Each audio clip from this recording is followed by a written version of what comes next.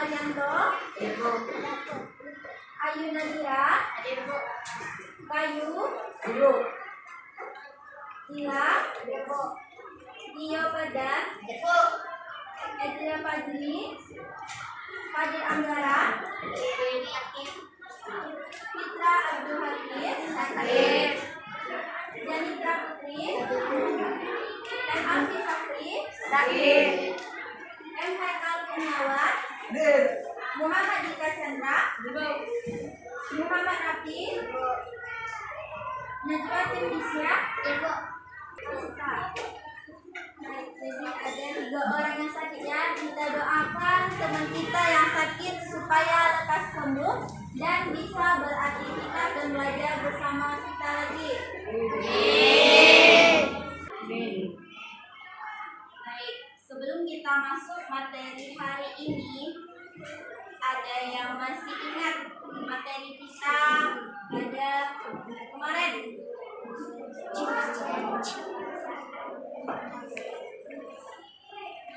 Materi kita hari kemarin, Senin. Coba, ada yang masih ingat? Tes hasil observasi itu apa?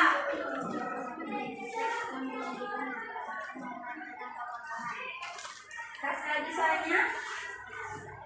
Teks yang menyajikan hasil-hasil pengamatan atau laporan. Ya. Teks yang menyajikan hasil-hasil dari penelitian.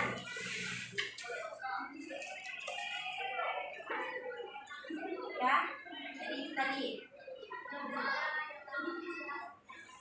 Baiklah, sebelum kita masuk materi baru, di sini Ibu akan menjelaskan kompetensi dasar pada materi kali ini, yaitu 3.8 menelaah struktur kebahasaan dan isi teks laporan hasil observasi yang berupa buku pengetahuan yang dibaca atau diperdengarkan.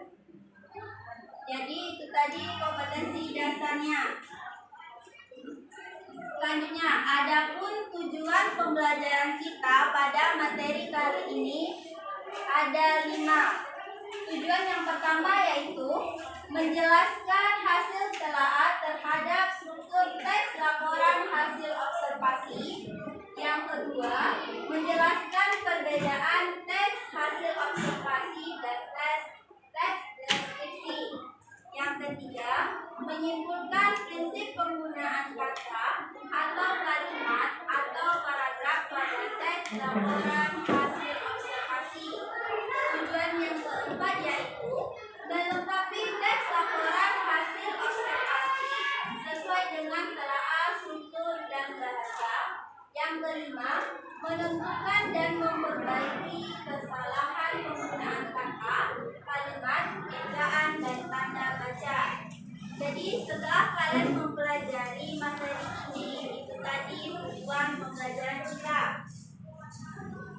Selanjutnya yaitu ada indikator. Indikator 3.81 menjelaskan hasil telaah terhadap struktur teks laporan hasil observasi. 3.82 menjelaskan perbedaan teks hasil observasi dan teks deskripsi. 3.83 menyimpulkan penggunaan kata atau kalimat atau paragraf pada teks laporan hasil observasi. 3.84 melengkapi teks laporan hasil observasi sesuai dengan telaah struktur dan bahasa. 3.85 menentukan dan memperbaiki kesalahan penggunaan kata, kalimat, dan ejaan dan tanda baca. Jadi itu tadi indikator pada materi kali ini. Selanjutnya adapun sub materi kita yang akan kita bahas kali ini, yang pertama yaitu struktur teks laporan hasil observasi. Yang kedua, perbedaan teks laporan hasil observasi dan teks deskripsi. Yang ketiga, penggunaan bahasa dalam laporan hasil observasi. Yang keempat, cara melengkapi teks laporan hasil observasi. Yang kelima, contoh perbaikan penggunaan kata atau kalimat ejaan dan tanda baca. Baik, sebelum Ibu jelaskan materi tentang struktur teks laporan hasil observasi, Ibu mau nanya, pernah tidak kalian melakukan suatu observasi? Tidak pernah? Baik. Membuat teksnya?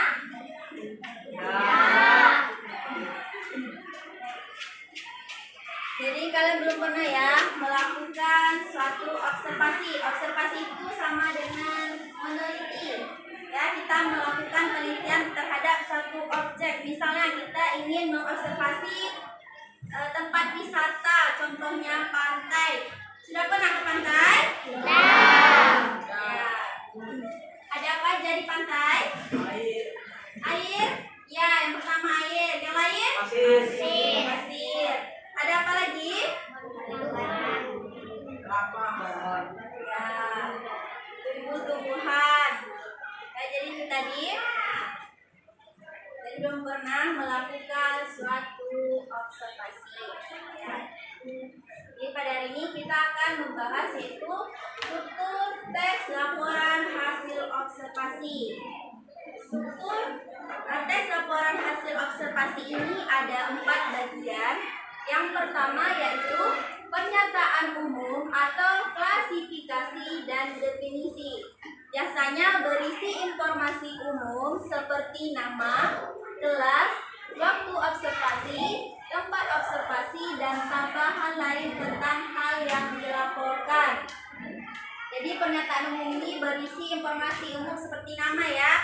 Misalnya pantai Kuta, contohnya. Yang struktur teks laporan yang kedua yaitu berisi perincian dan inti dari hasil observasi yang dilakukan dapat berupa klasifikasi yang bersifat teknis dan deskripsi yang lebih spesifik dan objek. Misalnya kualitas, bagian, fungsi, kebiasaan, dan kegunaan. Yang ketiga yaitu ada deskripsi manfaat. Deskripsi manfaat ini berisi manfaat dari adanya laporan tersebut. Kalau yang dilaporkan objek, deskripsi manfaat akan berisi klasifikasi objek dari berbagai segi manfaat dan sifat-sifat khusus objek. Yang keempat yaitu ada simpulan. Berisi ringkasan umum dari hal yang akan dilaporkan. Jadi itu tadi struktur teks laporan hasil observasi. Ada berapa? 4. Apa aja tadi? Ada apa aja? Definisi umum. Ya, definisi umum. Yang kedua? Deskripsi bagian. Yang ketiga? Deskripsi manfaat. Yang keempat? Simpulan. Ya, jadi itu tadi struktur teks laporan hasil observasi. Selanjutnya yaitu ada perbedaan teks laporan hasil observasi dan teks deskripsi. Adapun perbedaan keduanya ditinjau dari tujuannya. Pada teks observasi tujuannya melaporkan hasil penelitian atau kajian teori sehingga harus disampaikan secara ilmiah dan objektif. Sedangkan teks deskripsi bertujuan untuk memberikan gambaran kepada pembacanya. Jadi itu tadi perbedaan antara teks laporan hasil observasi dan deskripsi. Sudah jelas perbedaannya? Sudah jelas? Oke. Selanjutnya, di sini penggunaan bahasa dalam laporan hasil observasi. Dalam membuat teks laporan hasil observasi, tentunya kita menggunakan bahasa yang baku di dalam laporan hasil observasi ya. Nah, ini dia. Menelaah isi teks laporan hasil observasi menuntut ketelitian, pemahaman, ketelitian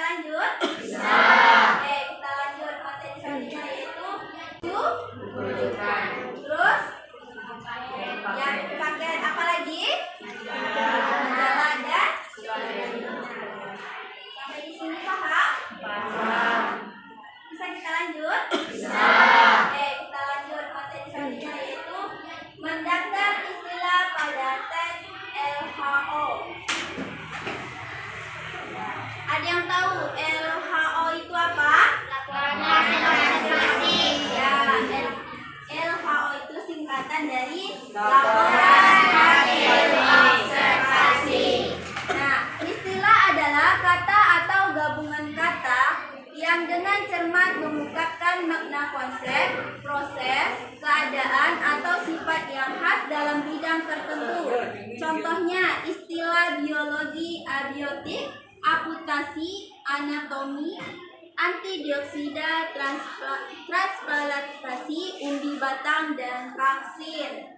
Jadi itu semuanya istilah, kata-kata istilah ya. Ya, jadi itu merupakan penggunaan imbuhan asing dalam teks laporan hasil observasi.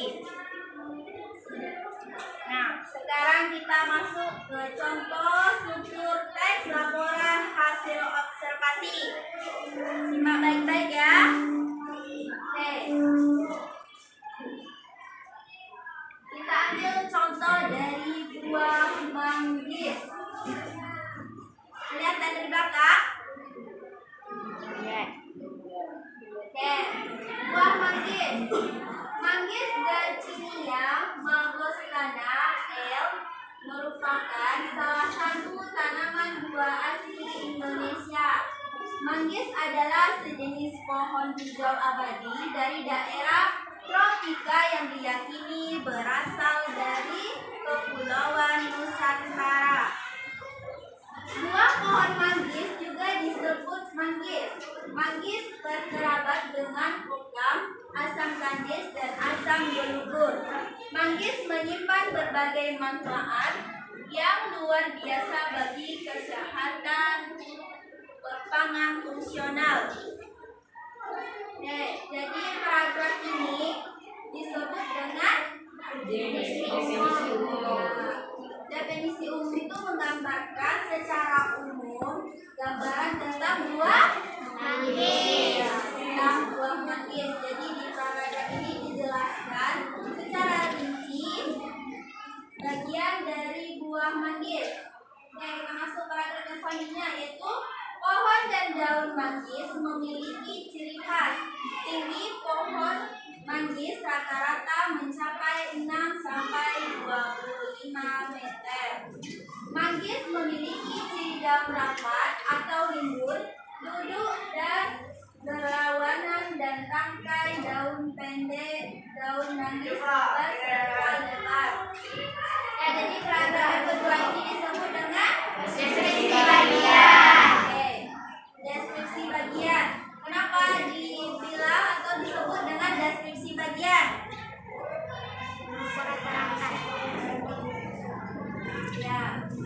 Apa? Kenapa disebut dengan deskripsi bagian?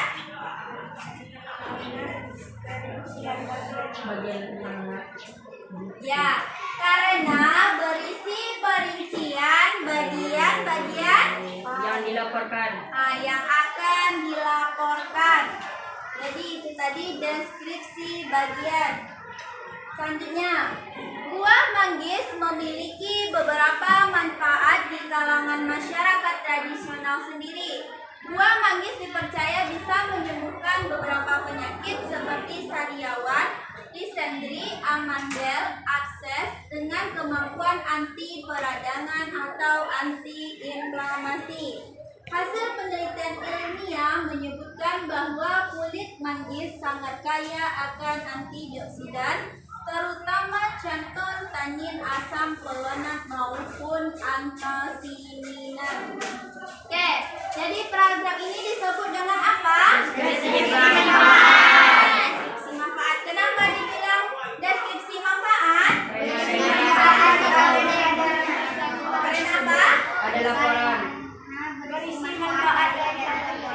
Ya, karena berisi manfaat laporan tersebut. Jadi di sini berisi manfaat dari buah manggis. Ya, paragraf selanjutnya yaitu manggis buah asli Indonesia yang khas. Selain rasa yang manis dan penampilannya yang enak dilihat, buah manggis juga memiliki banyak kandungan yang bermanfaat untuk kesehatan. Jadi ini paragraf disebut dengan simpulan atau paragraf terakhir. Jadi di situ disimpulkan semuanya buah manggis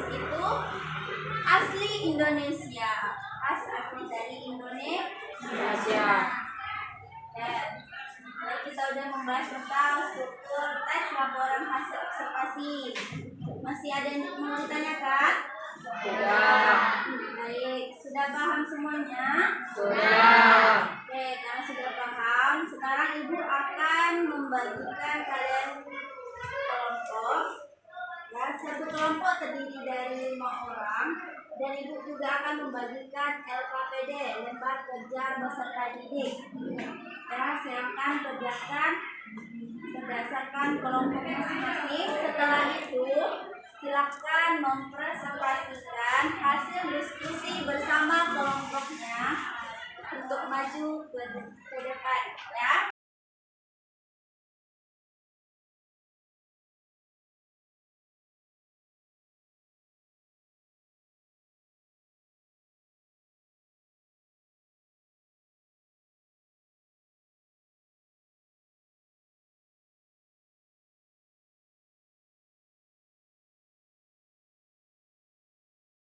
Dan sekarang Ibu akan membagikan LKPD-nya. Maju.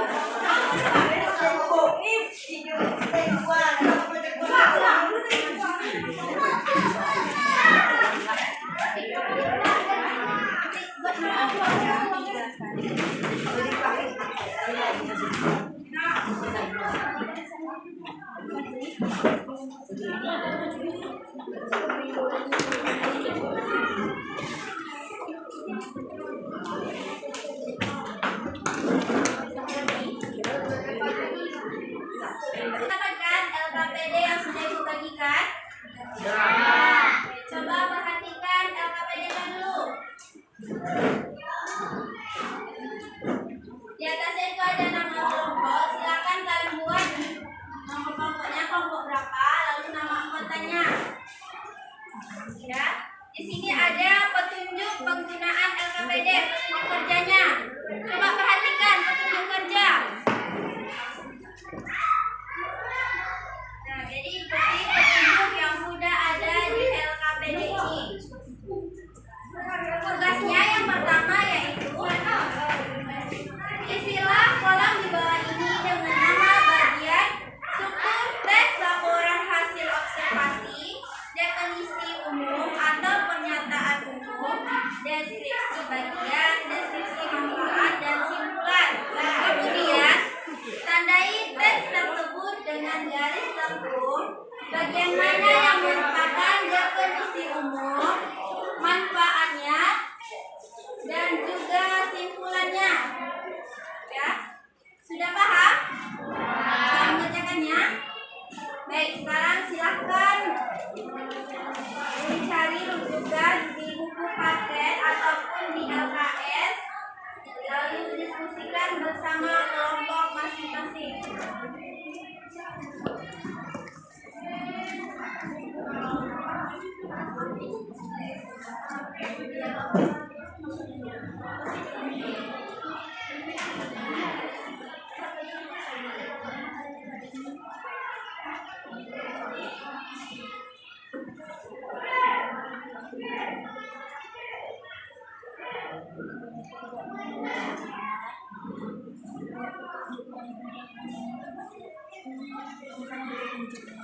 Di sini petunjuk kerjanya bisa dibaca, silakan baca teks laporan hasil observasi, diskusikan dengan teman kelompoknya, strukturnya apa aja, terus paragraf nomor berapa, dan alasannya kenapa itu disebut dengan struktur tersebut. Ya, coba Kak.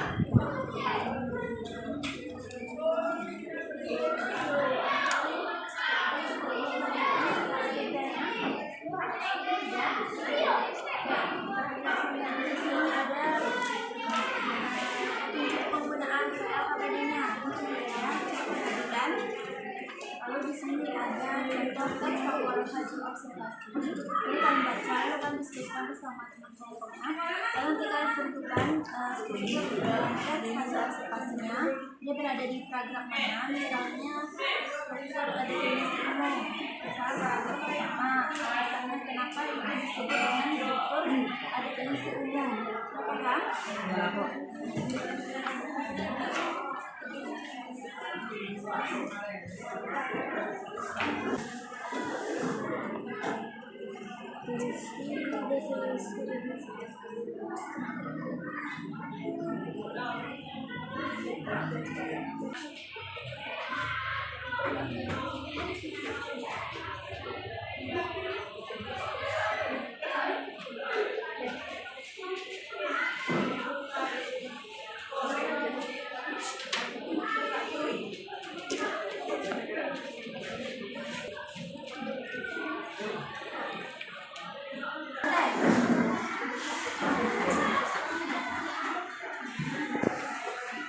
Sudah semua mengerjakan LKPD-nya?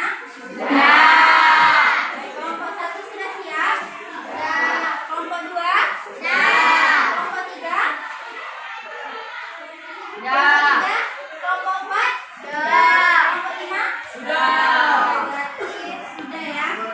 Sekarang silahkan kalian mempresentasikan hasil diskusi bersama kelompoknya di depan kelas.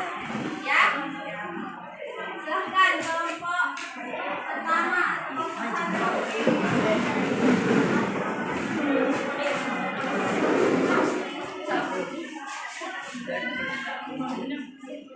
Yang berisi informasi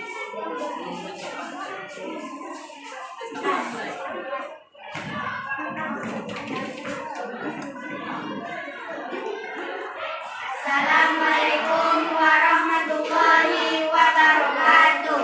Waalaikumsalam warahmatullahi wabarakatuh. Perkenalkan, kami dari kelompok 1. Saya akan membacakan nama-nama anggota saya. Saya sendiri Nurafida, Najwa Unisa Aulia, Dila Dayati, dan Rizky Aditya. Kami akan membacakan hasil diskusi presentasi dari kelompok 1, yaitu ada struktur. Yang pertama, definisi umum yang berada paragraf ke-1. Alasan dari kelompok kami adalah karena berisi pernyataan umum dan berisi informasi umum di pantai. Dan yang selanjutnya, deskripsi bagian yang berada di paragraf 2. Alasan dari kelompok kami adalah karena berisi perincian bagian-bagian hal yang dilaporkan dan sesuatu yang terdapat di pantai. Struktur yang ketiga, deskripsi manfaat yang berada di paragraf 3. Alasan dari kelompok kami adalah karena berisi manfaat dari adanya laporan di pantai. Struktur yang keempat adalah simpulan yang berada di paragraf 4. Alasan dari kelompok saya adalah karena berisi ringkasan umum dan sesuatu yang terdapat di pantai.